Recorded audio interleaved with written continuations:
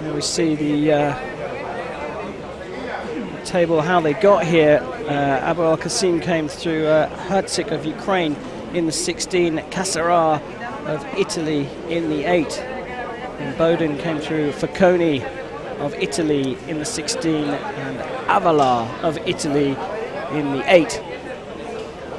But this is all about medals and ranking points here for these athletes. IMBODEN does in fact need to come second at this tournament to overhaul or at least level up with his teammate Miles Chamberlain-Watson in terms of the standings for the US team. If he comes second here, then their race for an individual spot joining Gerrit Meinhardt and Alex Macialis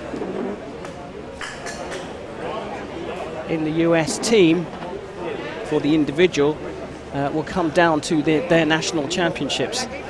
If IMBODEN wins the tournament, he will qualify outright, and Chamberlain-Watson will not be able to beat him in the race to the American individual spot. I don't have full details on the Egyptian qualifier or qualifying situation for their team, but the Egyptian team have qualified for Rio 2016, and my guess is that we will see Al-Aldin ABOUELKASSEM both in the team competition and the individual.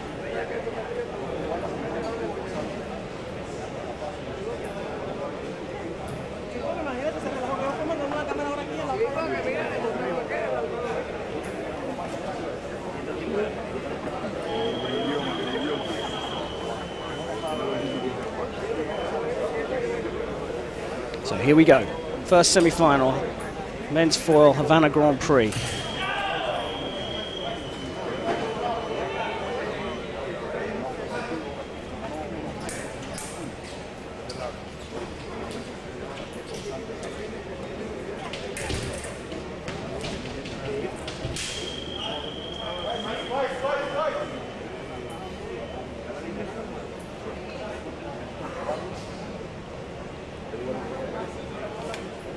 So foil, for those of you who don't know, is a point weapon. You have to hit your opponent with the tip of your sword. The referee decides who has the right of way to score the hit. So in foil fencing, the referee decides who the attacking fencer is, and then the other fencer has to either run away and make the attack miss or block with their sword, and we call that a parry. And if they do one of those two things, then it's their turn to attack. It's a very simple explanation of the rules of fencing. There is much more complexity to it, but in essence that's what it's all about. They're looking for coloured lights here. You will see white lights, but that's when a fencer has hit off the valid target area. The fight will stop and just resume with no score increase for either fencer. Now, the valid target area for foil is the torso, everything apart from the arms, legs and head. And here we see that an early knock on the sword hand for ABOUELKASSEM, getting a bit of treatment from the local doctor. Get a replay of that action, or you can see how there was a clash of the hands there on the beautiful slow motion replay that we get from the television pictures. And it looks like we are going to take a short break here.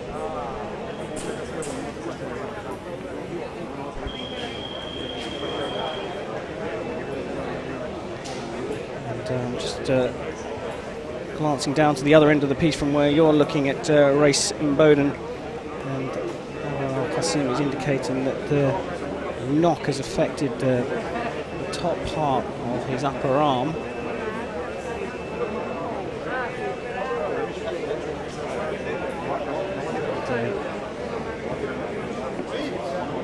So the referee is discussing the situation, and there is the injury clock. So ABOUELKASSEM has a maximum of 10 minutes to sort himself out and get back to the piste. He's taking a seat just off the piste. I'm sure we'll get a picture of him very shortly, and there he is.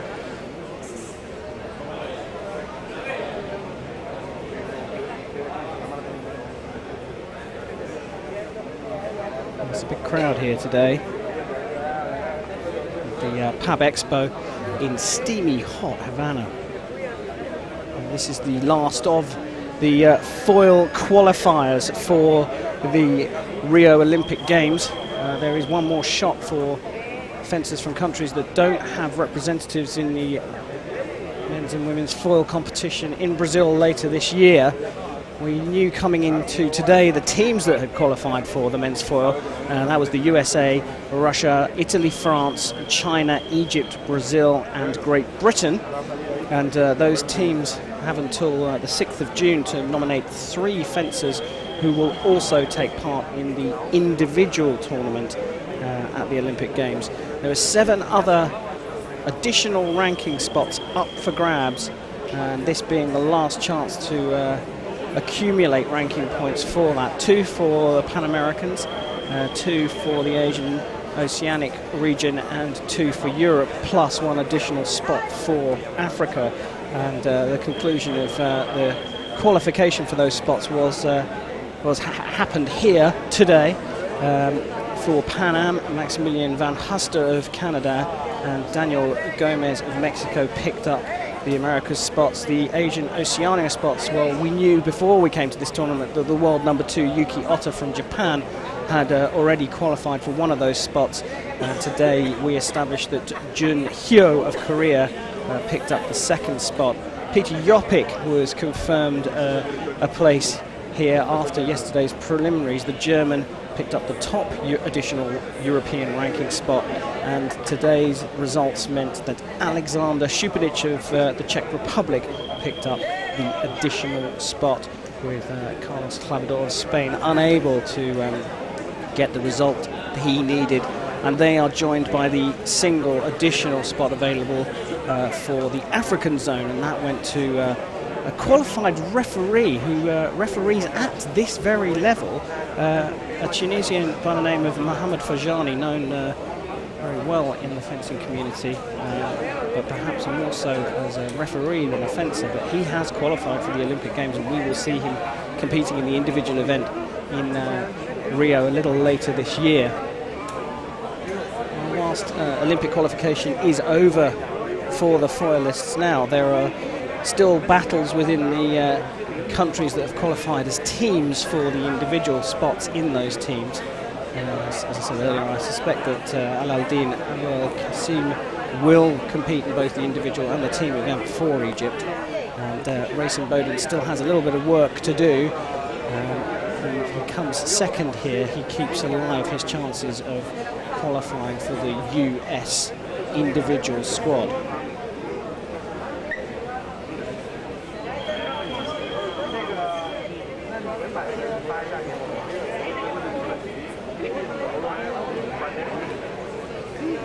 See that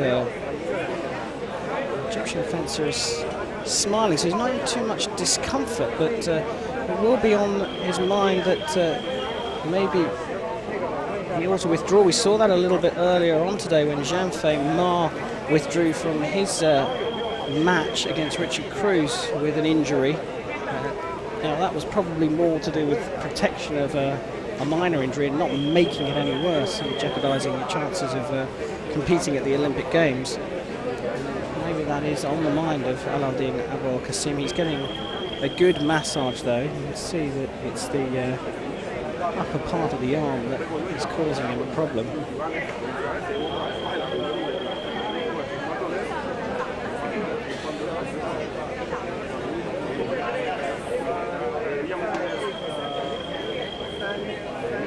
Well, at the conclusion of today's matches, 3 of them, 2 semi-finals and a final, we will wrap up foil qualification, but that's not it from the live presentation team here at the FIE.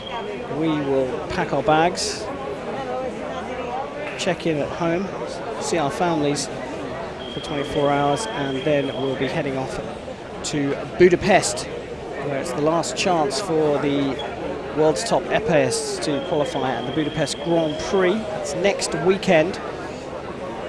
And then the trio of final ranking events finishes the weekend after in Seoul, Korea, where the Sabreurs will have their last chance to qualify through the world ranking system. There's then individual zonal tournaments where, like I say, countries that don't have a representative in a particular discipline in the individual tournaments will be able to send one fencer to the zonal championships, or the special zonal Olympic qualifier, where there are a final few places to pick up in each of the individual disciplines. And then the only other way to qualify is if you're Brazilian, because Brazil have the luxury of 8 host nation places awarded to the host nation in fencing, and they can choose which athletes and which disciplines they can put those 8 in according to the maximum quota that's allowed for each of those disciplines. But by the 6th of June, we will know the names and the identities of all of the fencers who will be taking part in the 2016 Olympic Games in Rio de Janeiro. And before we go there, for the Olympics, we will be going there for the test event, which is also the World Team Championships in women's foil and men's sabre. Those 2 disciplines are rotated off the Olympic schedule in 2016. So they have special World Championships, and this year they're going to have that World Championships in Rio de Janeiro, and they're going to use it as a test for the Olympic Games. All the equipment set up, and the organisers and the officials get to make sure everything will run smoothly in a few months' time, when the biggest show in town rocks up at the Copacabana in Rio de Janeiro.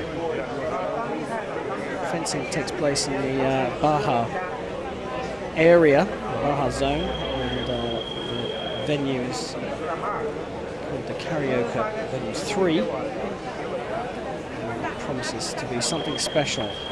Somewhat of a carnival, I think we're expecting a little later on this year in Rio de Janeiro.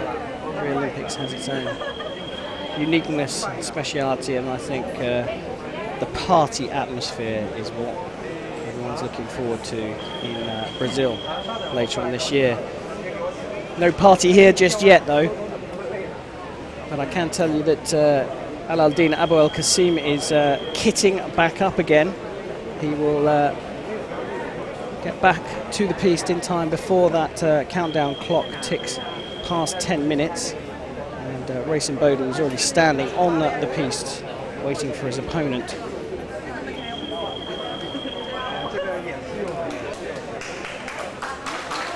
And a round of applause around this venue. And there's an indication that we are about to get back underway.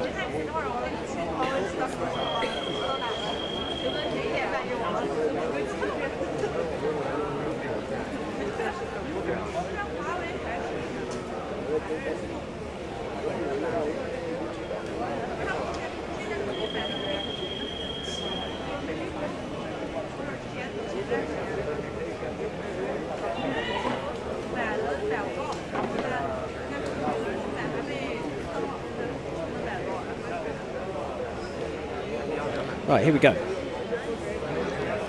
Resumption of the first semi-final of the men's foil here at the Havannah Grand Prix, semi-final number 1.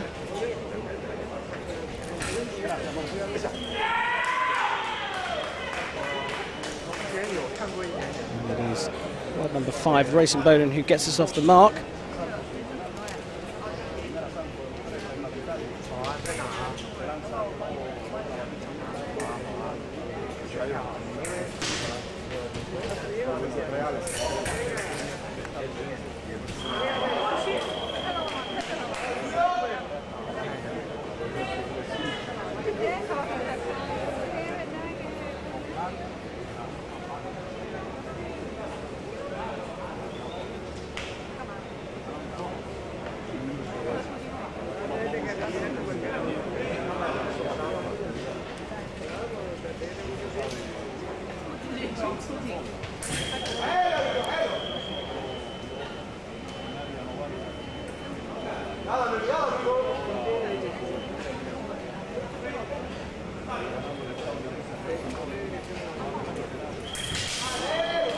Beautiful timing there from ABOUELKASSEM as Racing Boden got just a tiny bit too close. He picked off a stop hit. It's a counter-action, so he had to run away to stop getting hit on the attack.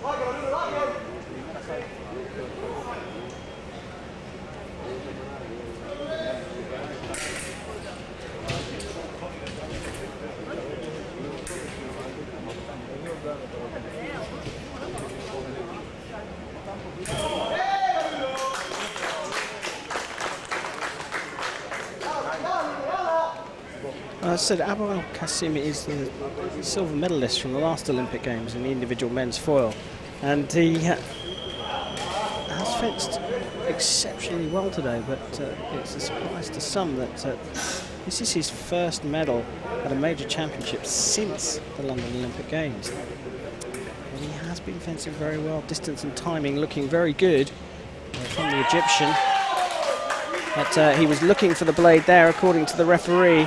He wasn't actually looking for the attack, and I am in agreement with Mr. Nagimov, the referee, that it was indeed Racing Boden that started the attack, but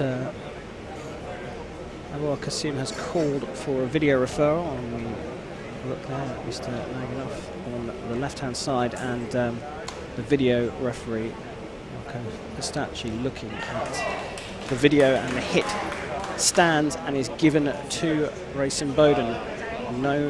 One appeal left for the Egyptian now.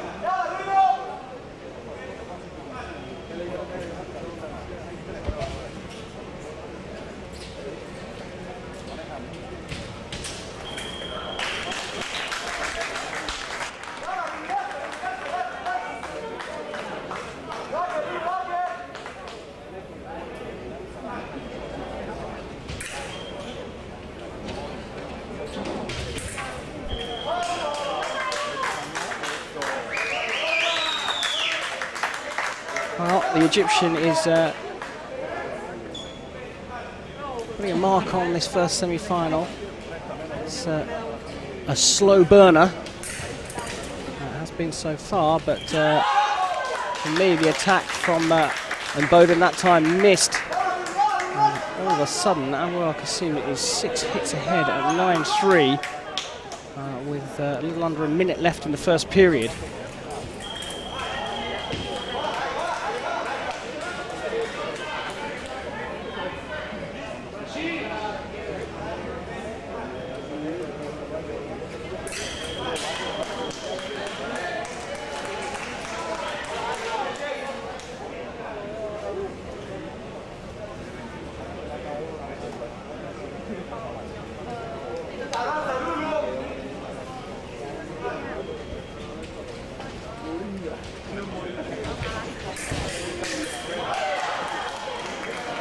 You can't write off Race IMBODEN.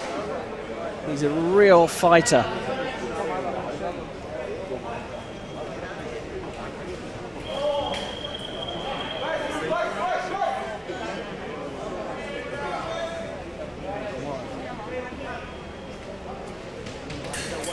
Oh, beautiful power pass. Just about to say that ABOUELKASSEM is not showing too much variety. It was working, but this counter-actions, the attacks into preparations, had put him into a 9-3 lead, but IMBODEN had worked it out. It took 3 hits for ABOUELKASSEM to change his approach. And a power riposte followed by a stop hit, a counter-action whilst running away, has put ABOUELKASSEM within 4 hits of a chance to fight for gold a little bit later on this evening.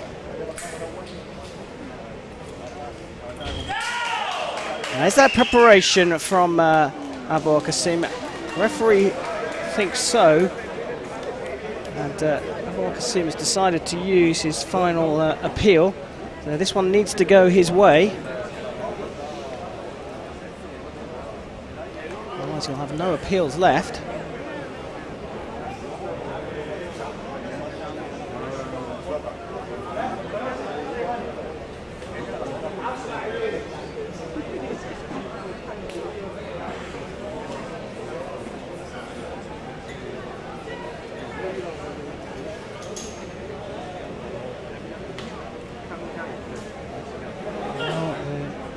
Referee and video referee are having a good look at this one, and that slow motion replay, beautiful slow motion replay, I think pretty much tells us ABOUELKASSEM was a little hesitant coming forwards. There is a discussion going on, as you can see, between the video referee and the referee.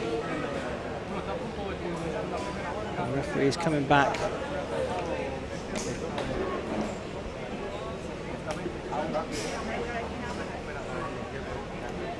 And it's a good call from Alauddin ABOUELKASSEM. He didn't get the hit himself, but has nullified the hit from Race IMBODEN. The referee called that last action together, and IMBODEN said, well, I'm not having that, so he goes and scores the 7th hit anyway. Slower approach from IMBODEN. It was working before, but another beautiful power riposte. The Circular C's flick hit over the top onto the shoulder looks very impressive, and things are looking very good for the Egyptian.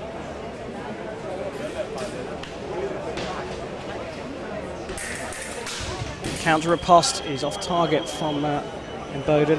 It was picked up by the Egyptian on the American's step forward, but the American was quick enough to snatch back the right of way. He's gone back to going in at some distance, and Alauddin ABOUELKASSEM missed on his first opportunity there. Reacted brilliantly, but just couldn't quite reach far enough to land the hit. There you go, and see on the replay, and that gave IMBODEN the opportunity to strike back. But it's 12-8 at the first break, and it's the Egyptian that leads.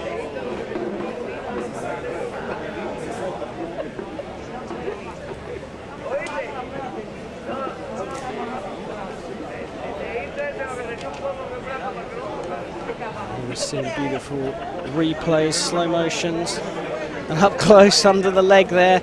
A little bit of a circus move here from the Egyptian. Landed off target.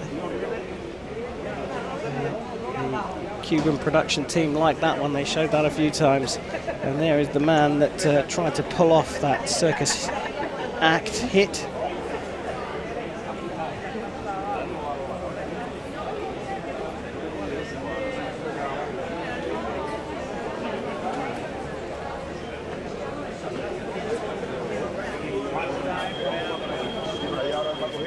Just like that, we're back. They've taken on a bit of fluid. They've spoken to their respective coaches, and it's time to see whether Race IMBODEN can do something about this big Egyptian. An individual sport and a combat sport does mean that on certain days, certain fences seemingly unbeatable. ABOUELKASSEM has a feel of that about him today.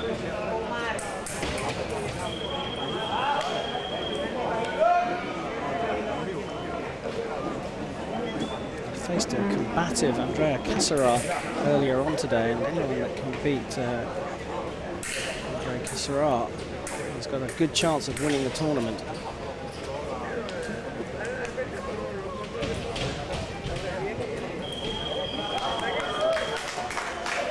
Good use of distance there from the American.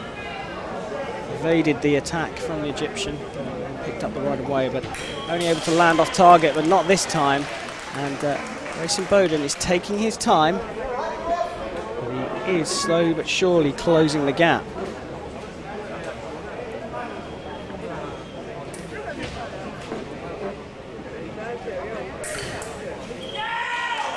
Still a para-riposte off target from the Egyptian, and now it's the American who calls for a video review.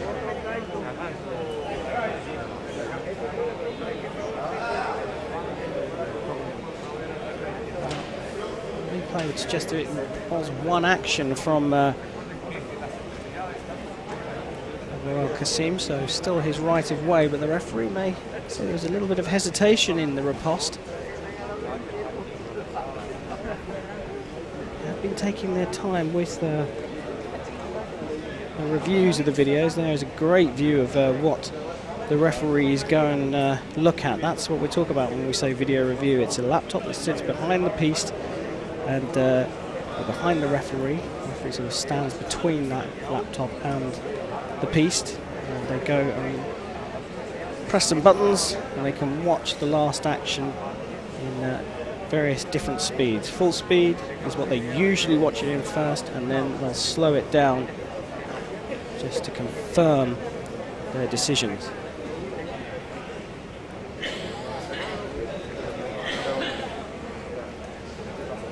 They've got it slowed right down there.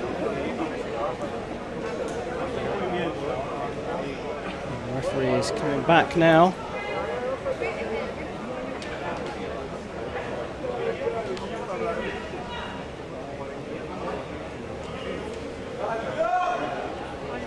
No hit given. Power riposte off target. So IMBODEN is without one of his appeals at least.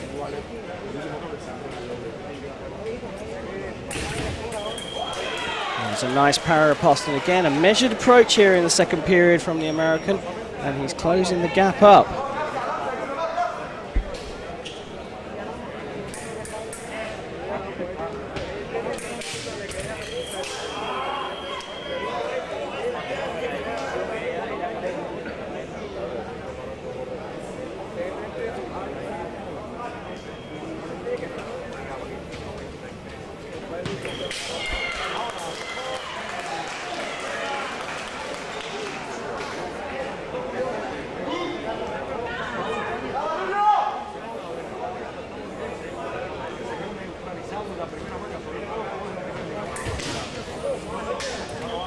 And this time IMBODEN did have the right of way, but he missed. It's the first hit from ABOUELKASSEM in a while, but it does bring him within 2 of the target score of 15. Next time the blade is met, and it is given as the Egyptians attack. A flick over the top. He is a big man, the Egyptian, and now is in 1 point of fighting for gold a little later on today. Since that IMBODEN's just picked up the speed a little bit, and you almost see him sort of telling himself to slow down, be measured. He's got himself that far. There's 2 meetings of the blade. The second one is from the Egyptian, and IMBODEN has called for a review. And he says it was clearly indicated there were 2 meetings of the blade there, and he felt that he got the second one. So referee and video referee back at the table, back with the laptop. We get a view of it here. Very difficult to say from that angle who's made the second beat. This one might be better. Well, it did to me there look like that was indeed a second beat from IMBODEN. You clearly heard 2 beats in the venue.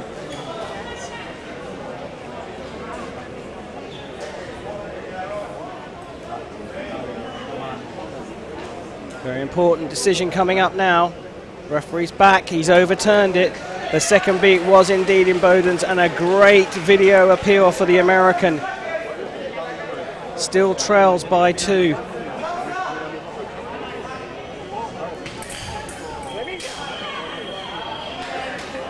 And now it looks like ABOUELKASSEM is pressing this one, trying to speed it up a little bit. And 2 beats to the blade this time, and it is London 2012 Olympic individual silver medalist Al-Din ABOUELKASSEM. He's going to get at least the silver here in Havannah at the Grand Prix of 2016. His first medal since the Olympic Games in a major tournament. And Race IMBODEN was down and out on the piste. He will have to settle for the bronze medal. And we will see the Egyptian a little bit later on tonight. Second semi-final coming up. Don't